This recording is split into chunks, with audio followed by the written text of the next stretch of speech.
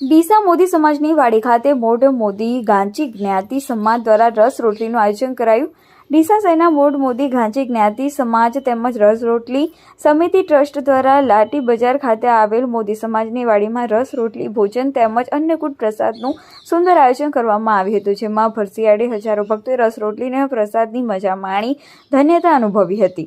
માગસર સુદ બીજના દિવસે માં બહુચરના ભક્તની લાજ રાખવા માટે માતાજીએ કેરીનો રસ અને રોટલીનું જમણ કરાવ્યું હતું। કહેવાય છે કે 3 દાયકા પૂર્વે બહુચર માતાના ભગત એવા વલ્લભ ભટ્ટની ભક્તિની કસોટી કરવા માટે કેટલાક જ્ઞાતિજનોએ ભરસિયાળી રસ રોટલી ભોજન માંગ્યું હતું। વલ્લભ ભટ્ટ માં બહુચરની આરાધના કરતા હતા, ત્યારે શ્રી બહુચર માં તથા નારસંગા વીર દાદા વલ્લભ અને ઘોડાના સ્વરૂપે હાજર થઈને સમાજના લોકોને રસ રોટલું ભોજન કરાવીને પોતાના ભક્ત એવા વલ્લભ ભટ્ટની લાજ રાખી હતી। એવા વર્ષે જૂની પરંપરાને ટકાવી રાખવા ડીસા મોદી સમાજ દ્વારા માગસર સુદ બીજના દિવસે રસ રોટલીના પ્રસાદનું આયોજન દર વર્ષે કરવામાં આવે છે।